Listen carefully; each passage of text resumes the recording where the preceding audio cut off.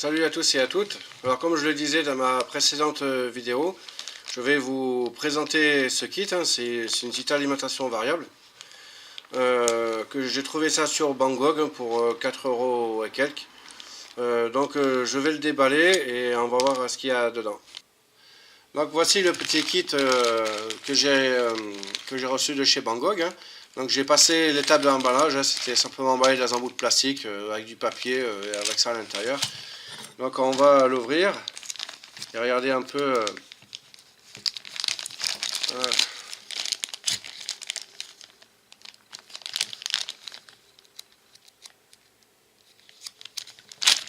Voilà, je suis arrivé. Donc là, on va tout mettre là. Voilà, on va vider le sachet. Donc là, on a le PCB. Voilà, comme on peut voir, de bonne qualité. Voilà. On a le gros condensateur de filtrage. 35 volts 2200 microfarad. On a l'interrupteur pour la mise en route. Donc que je ne fixerai pas de suite, j'expliquerai ça à la fin de la vidéo, pourquoi. On a la petite fiche audio là, ils ont mis ça pour, donc ça c'est un sortie, c'est un sortie d'alim, donc voilà. Donc ça aussi je ne le souderai pas, j'expliquerai aussi pourquoi. On a le régulateur qui va servir à refroidir le petit régulateur LM317 qui est là, donc voilà. Et on a le potentiomètre de 5 kΩ qui va servir à régler la tension de sortie. Bon là c'est la petite vis du radiateur pour fixer le régulateur. On a notre condensateur de filtrage. Donc là ici un autre petit condensateur aussi de lissage. Le connecteur qui va s'alimenter le courant alternatif. Voilà le bouton qui va aller sur le potentiomètre. On a une petite résistance variable. Donc voilà, petite résistance variable. Et là on a bien sûr les diodes. Donc là on a 2, 3, 4, 5. Voilà. Donc là ici, voilà, j'ai attendu là les composants. On a les 4 diodes qui vont servir là ici au redressement du courant alternatif. Donc voilà, ils sont là. Ici, les 4. Voilà. Donc pour info, c'est des 4007 sont limités à 1 ampère. Donc voilà, ici. Et on a une cinquième diode qui va servir de protection pour le régulateur. Donc je vous montrerai ça sur le schéma qu'on verra après. Des petits condensateurs. Ouf, il m'échappe des mains. Pareil, de lissage là, ici. Donc ça doit se mettre sûrement en entrée et en sortie du régulateur. Et ça, eh bien, moi j'ai cru que c'était un condensateur. Alors c'est drôle parce que je ne le voyais pas sur le schéma. Donc je regardais un peu son... on pourrait croire que c'est un condensateur. Moi c'est ce que j'ai cru. En fait après le schéma, ben non. C'est même marqué là d'ailleurs, c'est simplement un fusible réarmable. Où est-ce qu'il est?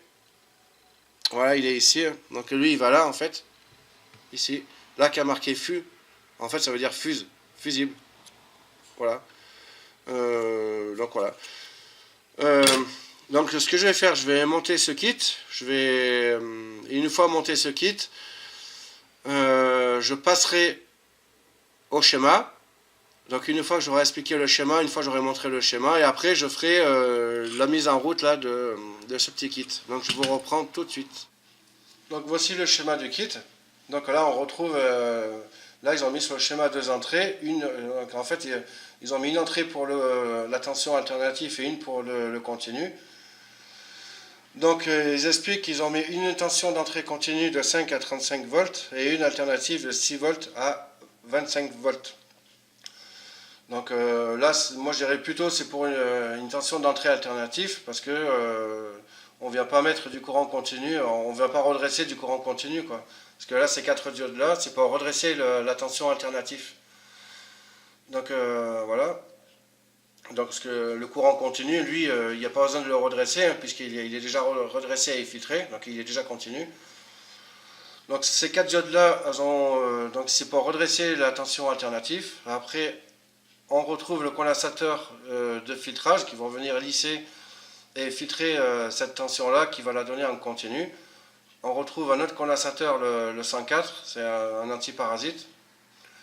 Là, ils ont mis un transistor. Alors le transistor, ils l'ont mis pour, c'est pour protéger, soutenir la protection de charge en cas où le potentiomètre ferait mauvais contact. Donc pour éviter une perte de charge, eh bien, ils ont mis ce transistor-là pour soutenir la protection de charge. Donc voilà.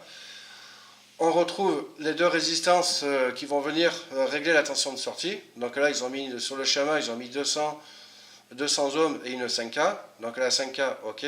Mais par contre, sur le schéma, dans le kit, il n'y a pas 200 ohms, mais il y a 220 ohms, comme je vous ai montré lors du déballage. Donc en fait, si on applique la formule que j'ai rajoutée ici, hein, ça c'est moi qui l'ai rajouté sur le schéma pour donner un petit peu de fun. Voilà, il y a une flèche rouge. Hein.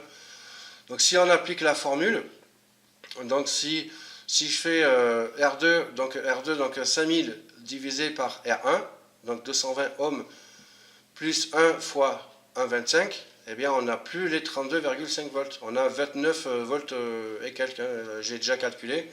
On a 29,6 volts. Donc voilà. Donc moi j'utilise un transformateur de 12 volts, hein, j'ai pas plus gros. Donc moi là en sortie, avec du 12 volts, j'ai du 17 volts. Voilà, du 17 volts. Là on retrouve la diode, hein, la mise sous tension, comme quoi, voilà, comme quoi c'est... Donc là on retrouve R2 hein, de 1K5 avec sa LED rouge. Donc là, ils ont mis un K5 kOhm la résistance, mais en fait, ils ont mis une 5 kOhm. Donc si j'applique la formule U égale RI, donc moi, en sortie, j'ai 17 volts, moins la chute de tension qui qui avoisine les 2 volts pour une LED rouge. Donc ça fait 15 volts. 15 volts divisé par 5000, et bien, ça fait 3 mA. Donc voilà, dans mon circuit, elle consomme que 3 mA. On retrouve cette diode-là, la 4007, la D5, qui va venir protéger le régulateur en cas où, quand on débranche le circuit, en fait, s'il n'y aurait pas cette diode, le condensateur va se décharger dans le régulateur et ça le grillerait. Donc pour éviter ça, ben, on y place là une diode en sortie qui est reliée au condensateur, ce qui fait que quand on va débrancher, eh ben, la diode va bloquer la tension du condensateur. Donc voilà. Alors dans le LM317, normalement on y met aussi, donc là ils l'ont pas montré sur le schéma, mais là ici il y a un fusible. Donc je me demandais pourquoi ils n'ont pas rajouté cette diode là. Donc là c'est un schéma que j'ai pris sur le net. Hein. Normalement ici on trouve une deuxième diode qui va venir, donc, qui est reliée à la sortie, hein, qui va venir protéger en cas où c'est en inverse les polarités. Donc s'il n'y a pas cette diode-là, si on inverse les polarités, eh bien, on crame là le régulateur. Mais vu comme ils ont mis un fusible ici, donc, par contre il n'apparaît pas sur le schéma le fusible, donc j'en déduis que c'est pour ça qu'ils n'ont pas rajouté cette diode, parce que le fusible il protège les inversions contre les polarités. Donc voilà pour ça quoi. Voilà pour ce schéma. Donc le kit je l'ai monté, hein, il fonctionne bien, je vais vous le montrer et ensuite on le testera. Ah oui, donc pour parler de la sortie, donc là ils ont rajouté aussi trois sorties, on en a une là et une là, donc ça fait bien 3 sorties. Mais en fait moi en sortie j'ai plutôt, ouais, moi j'ai qu'une sortie, hein. Bon, on peut brancher aussi un autre fil à côté, on peut ressouder 2 autres fils pour avoir 2 sorties, mais bon moi je pense avoir une sortie c'est largement suffisant, hein. Voilà. Après bon s'il y en a qui veulent avoir plusieurs sorties, bon libre à eux, mais moi une sortie me suffit largement, donc moi j'ai mis qu'une sortie, donc voilà, hein, j'ai fait à peu près le tour. Donc je vais vous montrer le kit terminé, donc je vais le mettre en route et on va le tester. Alors voilà le petit kit terminé, hein, donc là je l'ai monté. Donc ça soude bien, hein. Donc là j'ai commencé à souder tout ce qui est tout petits composants et les gros à la fin, là, pour pas que je sois embêté là, après à souder les petits composants. Donc j'ai fait tout ce qui est petit et gros à la fin. Donc là j'ai pas mis le connecteur qu'ils ont mis avec là. Voilà, ça là. Moi je l'ai, j'ai mis des fils comme ça là, qui sont branchés sur la charge fictive. Parce que si je veux le mettre dans un boîtier, comme ça, là au moins, les connecteurs, je les mets là, un peu là où je veux. Donc voilà. Et ça, c'est le fil de l'interrupteur. Donc là, que j'ai fait relier en touchant les deux fils. Et lui aussi, je ne l'ai pas mis parce que, voilà, l'interrupteur, comme ça, si je le mets dans un boîtier, je peux choisir son emplacement où je veux. Donc voilà. Donc, donc au niveau des sorties, ben, là, on voit bien qu'en fait, il y a deux sorties. Et là, il y en a une là et une là, ici, et encore une dessous, une là, une là. Donc pour moi, il n'y en a pas trois, donc il y en a bien deux. Et donc là, ça, c'est le fusible réarmable, hein. Donc il protège la sortie en cas de court-circuit. Donc si on regarde bien, le fusible, il est là, et il est bien relié au LM 317. Et après, là, il est relié au moins de la sortie. Voilà. Donc là, on voit bien le moins, là, ici. Donc voilà, quoi, hein. Donc là, je vais le mettre en route, hein, donc on va le tester. Hop, voilà. Donc là, j'ai préparé un petit montage. Donc voilà ce que j'ai en sortie, hein. Donc j'ai du 17 volts. Et par contre, il y a un petit souci au niveau du potentiomètre parce que bon, ce truc, j'ai déjà testé. Dès que on tourne, donc là, je vais descendre la tension. Voilà, qu'on a vachement du mal à le régler, hein. Ah là, si je suis arrivé. Donc là, au minimum. Donc là, je suis en train de tourner un peu. Il met un petit moment à réagir. Voilà. Donc là, admettons que j'ai envie d'aller sur 5 volts. Ben voilà, ben j'ai beaucoup du mal parce que le potentiomètre, il se règle pas comme je veux. Donc, donc ça, c'est un peu, ouais, c'est pas terrible, leur potentiomètre là. Donc voilà, donc là, je vais le mettre en route, hein. Donc là, je vais lui mettre, ben, je vais le mettre à fond, hein. Voilà, je vais le mettre du 17 volts. J'ai ma charge fictive ici. Voilà, qui s'est débranché. Voilà. Avec tous ces fils là.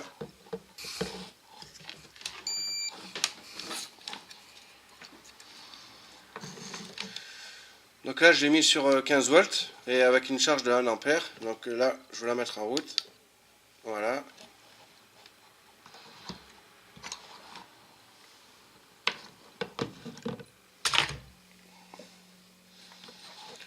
Donc voilà le voltmètre, hein, et l'ampèremètre. Donc là, je lui tire du 1 ampère dessus.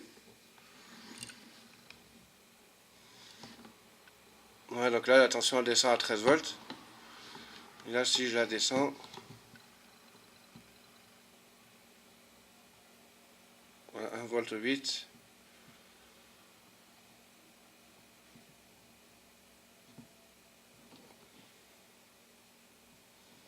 Ouais, voilà quoi.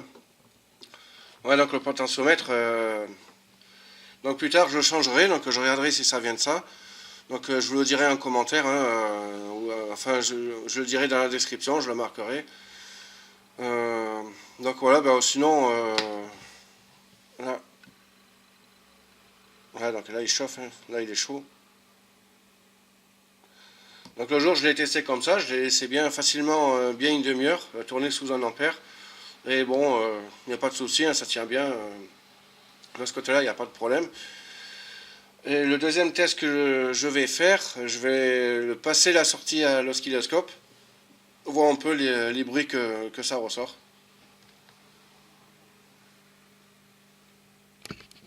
Alors donc là, je l'ai branché là, la petite alim là, sur ma breadboard hein, avec un petit moteur, là comme là.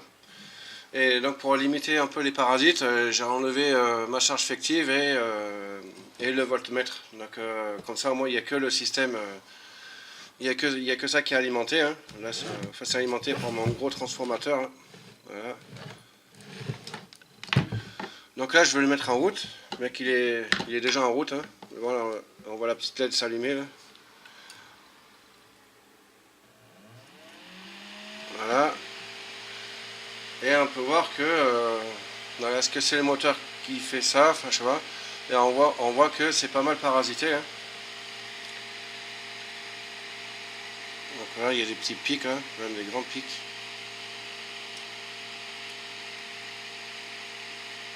Je vais prendre le bouton. Hop. Donc pour essayer, je vais mettre un condensateur de 35 volts 1000 microfarads. Pour voir ce que ça fait.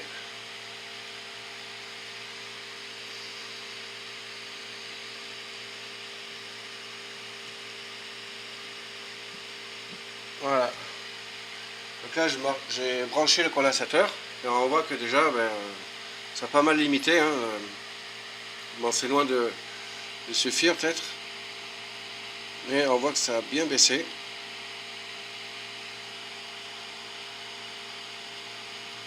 Voilà, si on zoome un peu plus, voilà, on voit il y a des petits parasites qui ressortent quand même. Donc là, ah ouais, carrément la différence quoi. Donc là j'ai enlevé le condensateur. Et là si je le remets, paf, voilà, ça limite bien quoi. Voilà, mais bon, il faudrait faire un système avec des systèmes de self et des condensateurs pour limiter encore plus avec les self là, les antiparasites. Et ça le ferait bien. Mais bon, là c'est juste un test hein, pour vous montrer. Donc voilà, donc ce qui est bête dans ce truc, hein, c'est le potentiomètre. Là, je fais attention. Alors donc ça, je l'ai déjà branché sur l'oscilloscope hein, sans la breadboard. Il y en a qui vont me dire oui, mais ça se trouve ça vient de la breadboard. Ben non, parce que moi je l'ai déjà branché en direct là dessus, hein, sans la breadboard.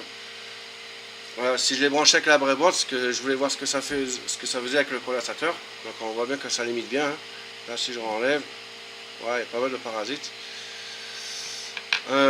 Donc là pour en finir avec ce truc, donc là j'ai branché mon ligne stabilisée hein, en courant continu. Comme on le voit, ouais, comme on le voit là. J'ai rebranché là le voltmètre avec ma charge fictive. Donc là je l'ai mis sur, on va le mettre sur 15 volts. Hop, 15 volts en ampère. Clac, je balance. Et là sous 15 volts on a du 12 volts hein, normal avec la chute de tension des diodes. Là je lui balance la charge de 1 ampère.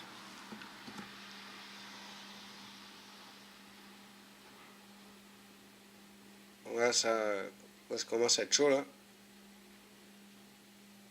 Ça chauffe mais pas trop. Je vais descendre vite fait la tension. On va le mettre sur 10 volts, on va voir ce que ça donne. Là sur 5 volts. Ah là, arrivé dès qu'à 5 volts, là, vraiment ça chute là. Il s'écroule le gars.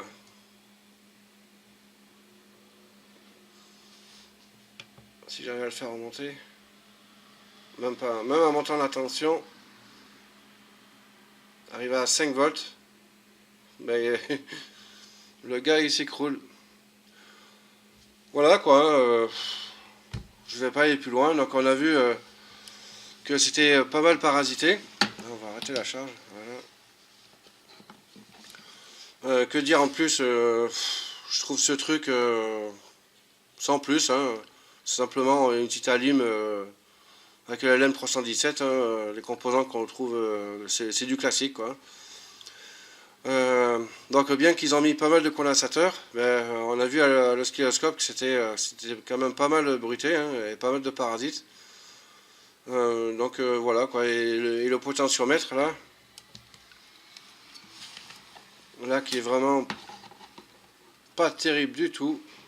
Donc là je vais descendre la tension, Voilà. On le tourne à peine que... Là, il faut tourner un peu loin pour...